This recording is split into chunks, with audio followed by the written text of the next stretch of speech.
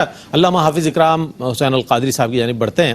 ایک سوال یہ بھی ہے کہ آیا اللہ اور اس کے رسول صلی اللہ علیہ وآلہ وسلم کی اطاعت کیوں ضروری ہے؟ فرمائیے گا، میں چاہتا ہوں اس پر کچھ کلام۔ بسم اللہ الرحمن الرحیم۔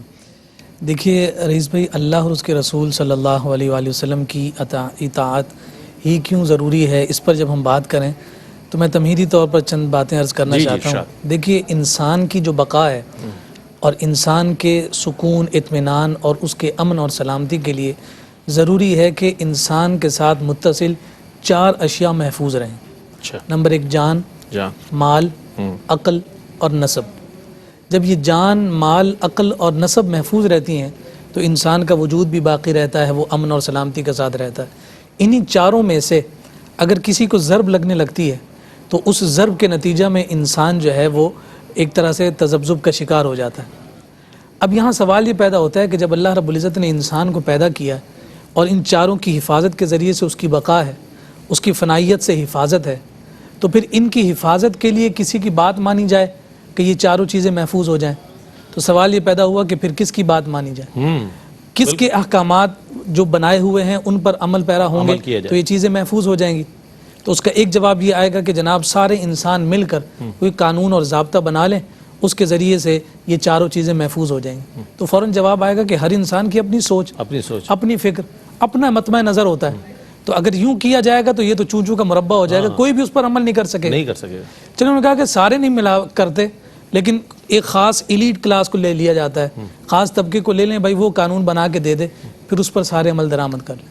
یہاں کہا کہ یہاں پر تو وہ پریورٹیز اور جو ترجیحات ہیں اس کا تعین مشکل ہو جائے گا۔ جس طبقے نے بنائے قانون وہ اپنی ترجیحات کو پہلے رکھے گا اور اپنے اسٹینڈرڈ کو سامنے رکھے گا، تو اس سے دوسرا جو طبقہ ہے اس کی حق تلفی ہوگی، یہ بھی ممکن نہیں۔ جواب یہ آیا کہ جناب انسان کا قانون نہیں چلنے والا، چلیں کسی غیر انسان سے بنائیں۔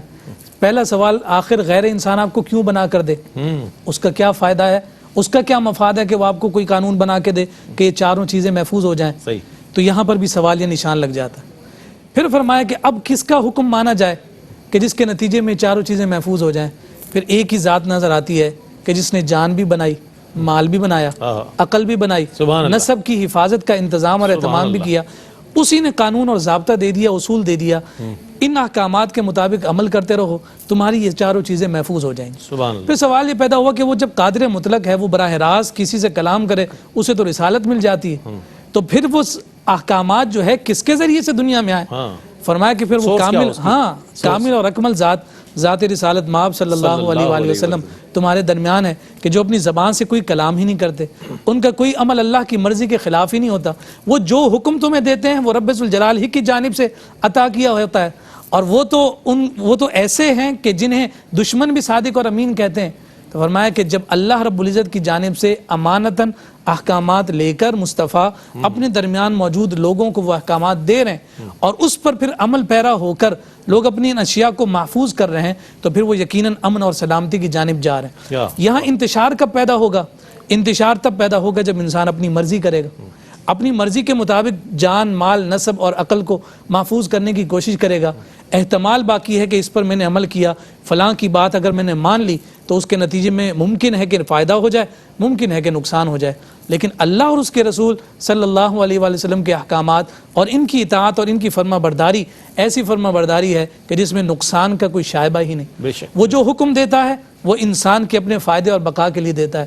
مصطفیٰ جو عمل کرتے ہیں وہ ذات رسالت مآب صلی اللہ علیہ وسلم سے اس عمل کا ظہور تو ہے، لیکن وہ رہتی دنیا تک کی انسانیت کے لیے اسوہ اور رول ماڈل بن جاتا ہے، مشعل راہ بن جاتا ہے۔ اس لیے فرمایا کہ اللہ اور اس کے رسول کی اطاعت ہی کیوں ضروری ہے؟ تو اس کا جواب صرف اور صرف اتنا ہے، آخر انسان ان 2 ہستیوں کی تعلیمات، ان کے احکامات اور ان کی اطاعت کو کیوں نہ تھام لے، ان کے پیچھے کیوں نہ چل پڑے کہ جن کے نتائج اور ثمرات میں صرف فائدہ ہی فائدہ ہے، مضر اثرات سے وہ اپنے آپ کو محفوظ کر لے۔